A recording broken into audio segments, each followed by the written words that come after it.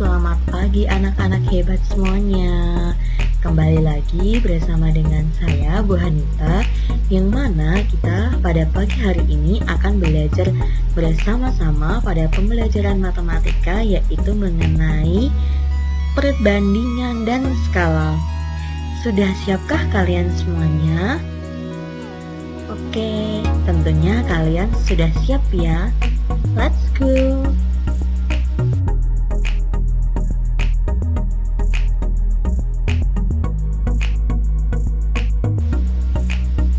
Ayo belajar skala dan perbandingan. Oke, di sini apa sih Ibu? Skala dan perbandingan yang harus kita pelajari itu mengenai apa saja sih? Oke, yang pertama kita akan belajar mengenai konsep perbandingan dan skala. Yang kedua itu mengenai pengertian dan rumus perbandingan senilai. Yang ketiga mengenai pengertian dan rumus perbandingan berbalik nilai. Yang keempat adalah penerapan perbandingan dan skala.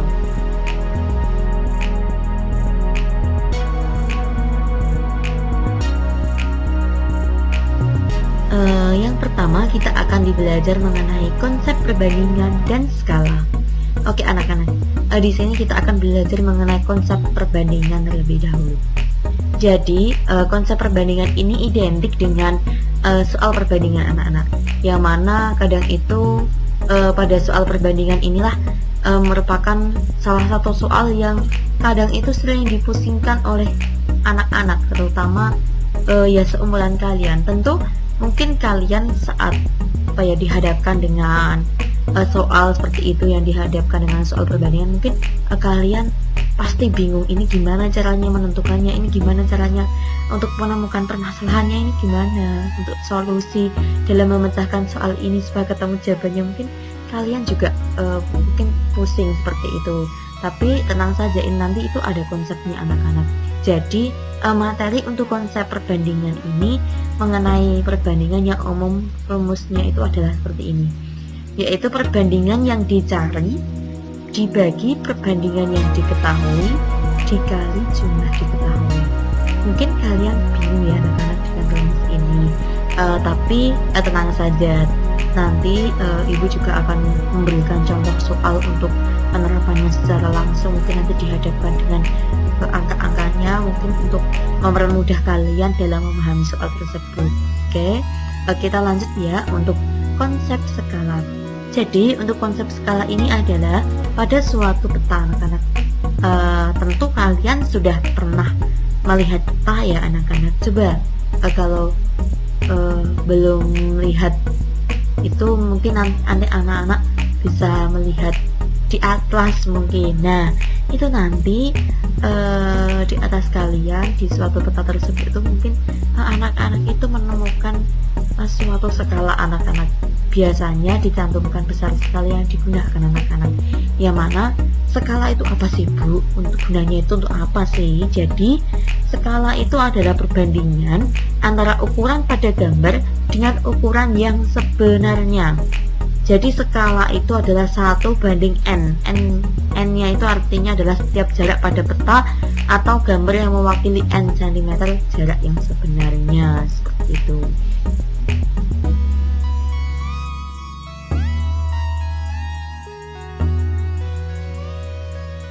Yang selanjutnya kita di sini akan belajar mengenai pengertian dan rumus perbandingan senilai.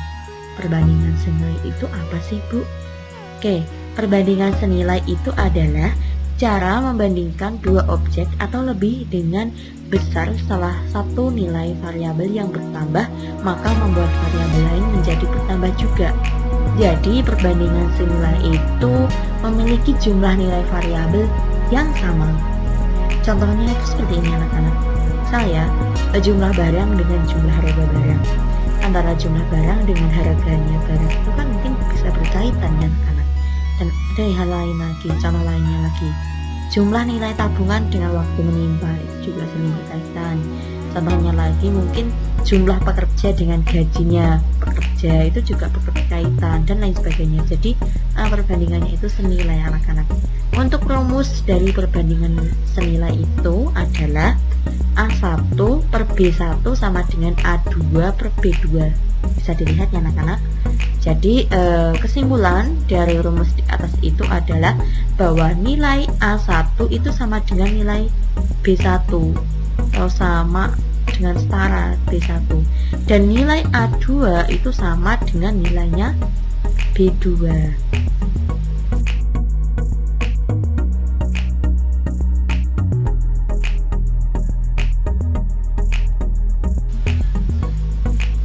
Untuk yang perbandingan senilai sudah paham ya anak-anak semuanya? Oke, sekarang kita lanjut ke materi yang selanjutnya, yaitu mengenai pengertian dan rumus berbanding terbalik.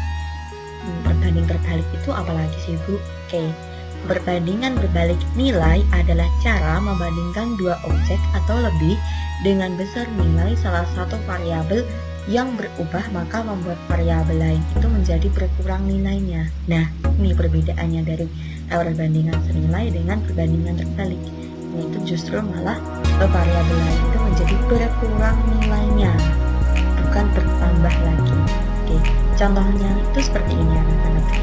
Jumlah hewan dengan waktu makanannya habis, jumlah pekerja dengan waktu penyelesaian pekerja, dan lain sebagainya. Jadi ini juga ada rumusnya, dan rumus untuk berbanding terbalik itu adalah A1 per B2 itu sama dengan A2 per B1. Jadi dari rumus di atas itu juga dapat disimpulkan anak-anak bahwa nilai A1-nya itu ternyata berbalik nilai dengan B2, dan nilai A2 berbalik nilai dengan B1.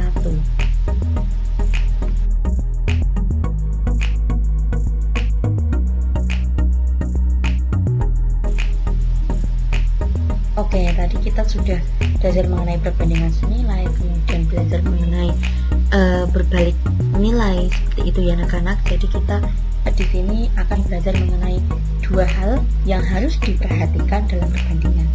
Tentunya yaitu yang pertama ada besaran sejenis, harus besarannya sejenis, dan yang kedua itu adalah dalam bentuk sederhana. Dari yang pertama, besaran sejenis. Dalam membandingkan dua besaran dengan cara menghitung hasil bagi, besaran-besaran tersebut itu harus merupakan besaran yang sejenis. Misalnya gini, panjang pensil Ani itu 13 cm, sementara panjang pensil Roberto 2 meter. Hal ini karena keduanya satuannya itu berbeda, sehingga ukuran satuannya itu harus disamakan terlebih dahulu menjadi sama-sama meter atau sama-sama meter. Maksudnya gini, kita lihat pensil Ani itu 13 cm, sedangkan pensil Roberto itu 2 meter. Sama enggak? Enggak kan? Kita bisa mengatakan enggak karena apa? Dilihat dari satuannya itu sudah berbeda antara sentimeter dengan meter, dan kita misalkan dipaksakan pun itu tidak bisa karena tidak sejenis seperti itu. Jadi solusinya adalah dengan mengubah satuannya terlebih dahulu. Bisa keduanya itu diubah menjadi sentimeter semua, atau bisa diubah mengenai meter semua seperti itu. Itu yang dikatakan dengan besaran yang sejenis. Kemudian yang kedua itu adalah bentuk sederhana. Ketika melakukan perbandingan, pastikan hasil bagi kedua besaran suatu bilangan itu harus dalam bentuk yang paling sederhana. Misalnya itu adalah gini, kakak mempunyai uang 150.000, sementara adik 50.000. Berapa perbandingan uang mereka? Nah, mungkin kalau kalian menjawabnya itu adalah dengan itu ya anak-anak, dengan nolnya mungkin dihilangkan semuanya karena sama-sama kayak gitu ya. Nah, itu belum dikatakan sederhana. Misalkan hasilnya ada 15/5. Karena apa? Hal itu tuh masih bisa dikecilkan lagi, masih bisa diperkecil lagi, disederhanakan lagi. Ternyata 15/5 itu masih bisa disederhanakan lagi. Berapa? Ya, 3/1. Kok bisa 3/1 Bu? Bisa. Karena apa? 15/5 berapa? 3. 5/5 1, yaitu hasilnya 3/1, yaitu ke dalam bentuk sederhana. Jadi itu yang merupakan dua hal yang penting yang harus diperhatikan dalam perbandingan.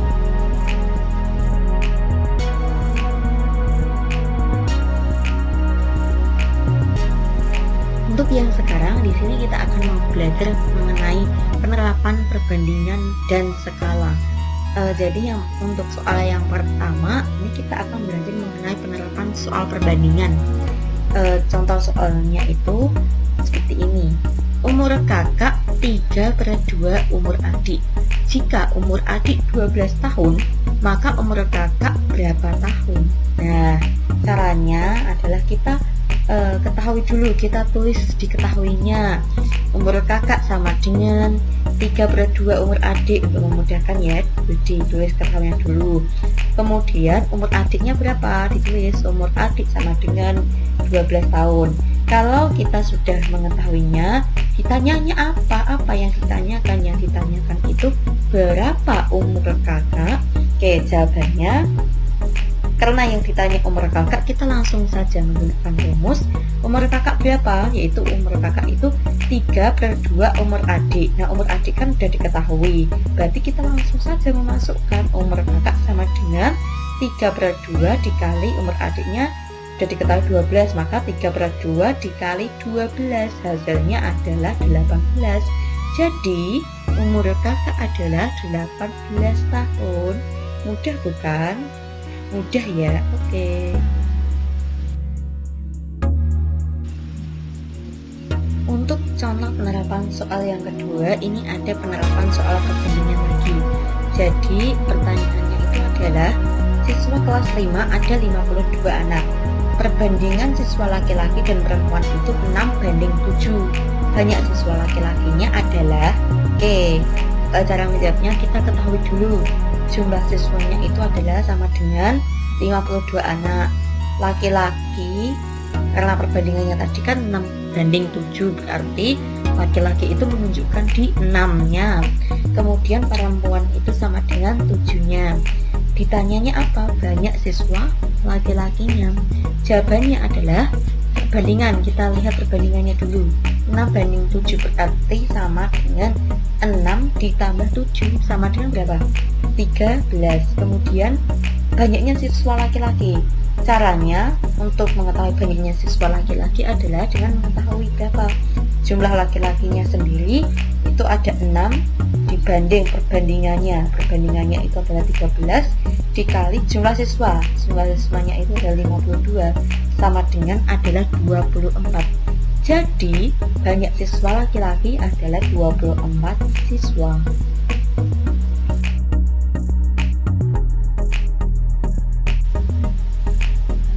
Kemudian untuk yang terakhir ini ada contoh penerapan soal skala. Nah, pertanyaannya itu seperti ini. Umur pada sebuah denah tertulis tinggi menaranya itu adalah 10 cm. Sedangkan tinggi menara sebenarnya tersebut itu adalah 80 meter. Berapakah skalanya? Oke, pembahasannya itu kita ketahui dulu ya anak-anak. Jadi JS itu adalah tinggi yang sebenarnya. Tinggi yang sebenarnya berapa? 80 meter. Nah, 80 meter ini kita biar samakan aja ke penyebutnya, kesatuannya, biar menjadi satuan sejenis, yaitu dengan kita mengubah ke sentimeter saja. Jadi 80 meter itu mungkin bisa dirubah dengan menjadi 80 cm. Nah, kemudian kita ketahui lagi untuk JP-nya. JP itu apa? Tinggi denahnya. Tinggi denahnya berapa? Yaitu 10 cm lah. Kalau sekarang kan berarti satuannya dilihat itu juga sudah sama ya anak-anak, yaitu cm semua. Oke, ditanya apa? Berapa skalanya? Oke, jadi kita sekarang akan mencari skala anak-anak. Jawabannya adalah rumusnya. Kita lihat rumus S-nya atau skalanya itu sama dengan tinggi denah atau JP banding JS atau tinggi yang sebenarnya. Jadi S-nya atau skalanya sama dengan itu, JP-nya berapa? JP-nya 10 dibanding JS-nya ada 8.000. S-nya 8.000. Nah, kita juga bisa menggunakan supaya memudahkan penghitungan kita. S sama dengan 10 dikali 1 banding 8.000 sama dengan berapa? Itu 1 banding 8.000 800. Berarti skalanya itu adalah 1:800. Oke.